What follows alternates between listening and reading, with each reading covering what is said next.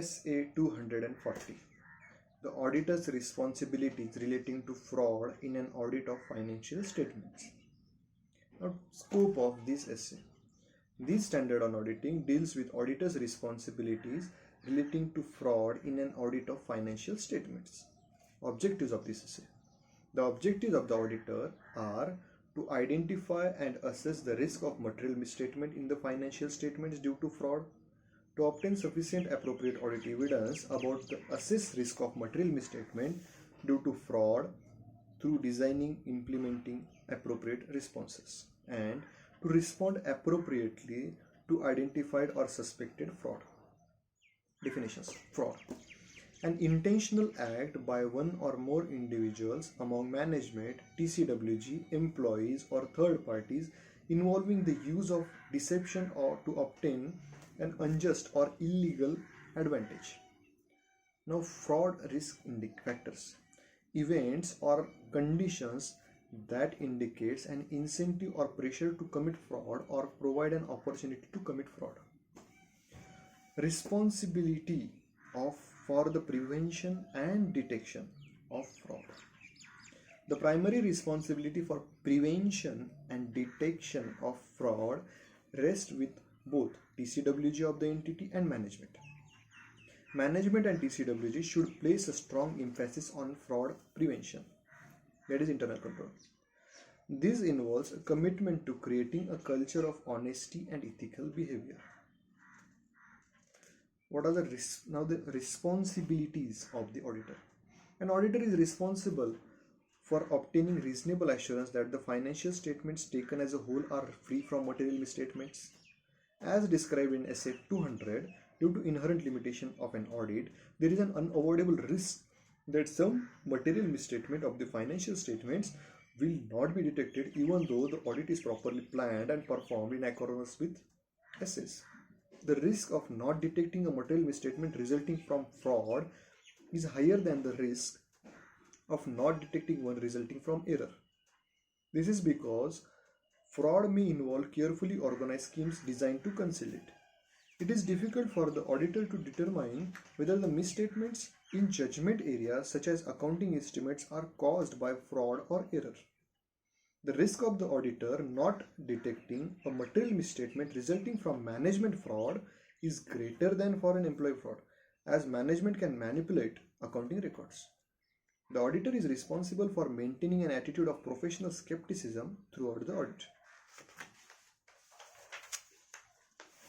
Now, if auditor can prove in the court of law using his working papers, that is as per Essay 230, that he has performed his audit procedures in compliance with all applicable essays and has followed all the basic principles governing an audit, then he may not be held responsible for non-detection of certain material misstatements. Now, audit procedures and reporting under CARO. While planning the audit, the auditor should discuss with other members of the audit team the susceptibility of the company to material misstatement in the financial statements resulting from fraud. While planning, the auditor should also make inquiries with the management to determine whether management is aware of any known fraud or suspected fraud that the company is investigating. The auditor should examine the reports of the internal auditor with a view to ascertain whether any fraud has been reported or noticed by the management. The auditor should examine the minutes of the audit committee, if available, to ascertain whether any instance of fraud pertaining to the company has been reported and actions taken thereon. The auditor should inquire from management about any frauds on the company that it has noticed or that have been reported to it. The auditor should also discuss the matter with other employees, including officers of the company. The auditor should also examine the minute book of the board meeting of the company in this regard. The auditor should obtain written representation from management that it acknowledges its responsibility for the implementation and operation of accounting and internal control system that are designed to prevent and detect fraud and error. It believes the effects of those uncorrected misstatements in financial statements are immaterial, both individually and in the aggregate, to the financial statement taken as a whole. It has disclosed to the auditor all significant facts relating to any frauds or suspected frauds known to management that may have affected the entity, and it has disclosed to the auditor the results of assessment of risk that the financial statements may be materially misstated as a result of fraud. These are the written representation. These are the things which we collect from by taking written representation from the management. These four things. What is this? Responsible for implementation and operation of accounting and internal control systems, effects of uncorrected misstatements, and the disclose of to the audit all significant facts that is known. Disclose to the auditor the results of assessment of any risks. Okay, next, the auditor should consider if any fraud has been reported by them during the year under section 143 subsection 12 of the act, and if so, whether the same would be reported under CARO clause. CARO clause will include only the reported fraud and not suspected fraud. Where the auditor notices that any fraud by the company or on the company by its officers or employees has been noticed by or reported during the year, the auditor should, apart from reporting the existence of fraud, also required to report the nature of fraud and amount involved. For reporting under CARO clause, the auditor may consider the following. What are considered? This clause requires all frauds noticed or reported during the year shall be reported, indicating the nature and amount involved as specified. The fraud by the company or on the company by its officer or employees are only covered. Of the frauds covered under section 143 subsection 12 of the act, only noticed frauds shall be included here and not the suspected frauds. Not suspected. While reporting under this clause with regard to the nature and the amount involved of the frauds noticed or reported, the auditor may also consider the principles of materiality outlined in standards on auditing. Now, what happens when auditor is unable to continue the engagement? If, as a result of misstatement resulting from fraud or suspected fraud, the auditor encounters exceptional circumstances that bring into question the auditor's ability to continue performing the audit, the auditor shall determine the professional and legal responsibilities applicable to the circumstances, including whether there is a requirement for the auditor to report to the person or persons who made the audit appointment, or in some cases to regulatory requirements. Consider whether it is appropriate to withdraw from engagement, where withdrawal is possible under law or regulation, and if the auditor withdraws, discuss with the appropriate level of management and TCWG about auditor's withdrawal from engagement and the reasons for withdrawal, and determine whether there is a professional or legal requirement to report to the persons or persons who made the audit appointment, or in some cases to regulatory requirements about the auditor's withdrawal from the engagement and the reasons from the withdrawal. Now, types of fraud. Essay 240. The auditor's responsibilities relating to fraud in an audit of financial statement defines the term fraud as an intentional act by one or more individuals among management, TCWG, employee, or third parties involving the use of deception to obtain an unjust or illegal advantage. Two types of intentional misstatements are relevant to the auditor: misstatements resulting from fraudulent financial reporting and misstatement resulting from misappropriation of assets. Now, fraudulent financial reporting, number one, means what? Manipulation, falsification, including forgery, or alteration of accounting records or supporting documentation from which the financial statements are prepared. Number two, misrepresentation in or intentional omission from the financial statements of events, transactions, or other significant information. Intentional misapplication of accounting principles relating to amounts, classification, manner of presentation, or disclosure. Note: fraudulent financial reporting fraudulent financial reporting often involves management overrides of control that otherwise may appear to be operating effectively.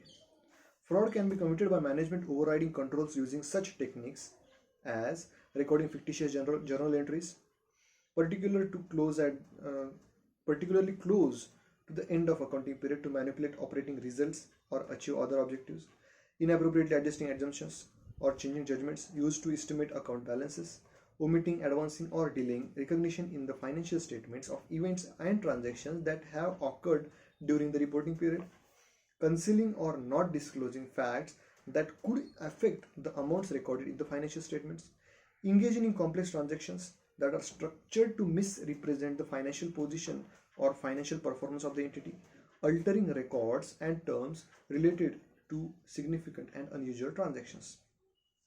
Now, what is misappropriation of assets? Embezzling receipts. For example, misappropriating collection on accounts receivable or diverting receipts in respect of return of accounts to personal bank accounts. Stealing physical assets or intellectual property. For example, stealing inventory for personal use or for sale, stealing scrap for resale, colluding with a competitor by disclosing technological data in return for payment, causing an entity to pay for goods and services not received. For example, payments to fictitious vendors, kickbacks paid by vendors to the entity's purchasing agents in return for inflating prices, payments to fictitious employees, using an entity's assets for personal use. For example, using the entity's assets as collateral for personal loan or a loan to a related party. Now, risk assessment procedures and related activities, SA 240. Inquiries of management and others within the entity. Inquiries. Management assessment of the risk that the financial statement may be materially misstated due to fraud, including the nature, extent, and frequency of such assessment. Management process for identifying and responding to the risk of fraud in the entity, including any specific risk of fraud that management has identified or that have been brought to its attention, or classes of transactions, account balances, or disclosures for which a risk of fraud is likely to exist. Management communication, if any, to TCWG regarding its process for identifying and responding to the risk of fraud in the entity, and management's communication, if any, to employees regarding its views on business practices and ethical behavior. For those entities that have an internal audit function, the auditor shall make inquiries of internal auditors.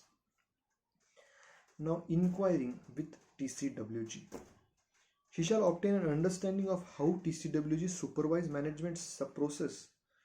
The auditor shall ask TCWG whether they have any knowledge of any actual, suspected, or alleged fraud affecting the entity. Unusual or unexpected relationship identified. The auditor shall evaluate whether the unusual or unexpected relationships identified in performing analytical procedures may indicate risk of material misstatement due to fraud. Evaluation of fraud risk indicators.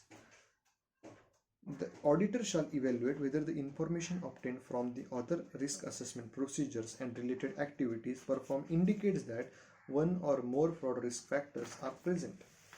While fraud risk factors may not necessarily indicate the existence of fraud, they have often been present in circumstances where frauds have been occurred and therefore may indicate risk of material misstatement due to fraud. Now, identifying and assessing risk of material misstatement due to fraud. Identify करना नहीं, assess करना. In accordance with SA 315, the auditor shall identify and assess the risk of material misstatement due to fraud at financial statements level and the assertion level. Financial statement level, assertion level, for classes of transaction, account balance, and disclosures.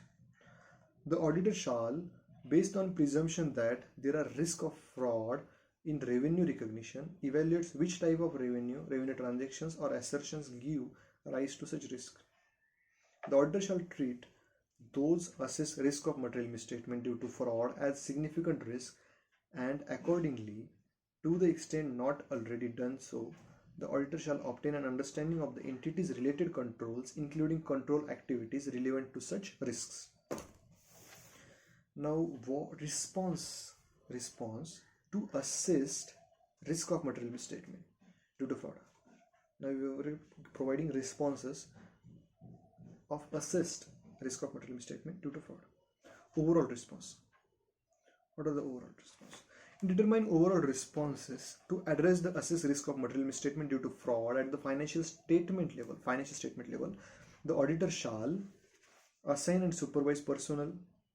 First of all, assign and supervise personnel, taking account of the knowledge, skill, and ability of the individuals to be given significant engagement responsibilities and the auditor's assessment of the risk of material misstatement due to fraud for the engagement. Number 2, evaluate whether the selection and application of accounting policies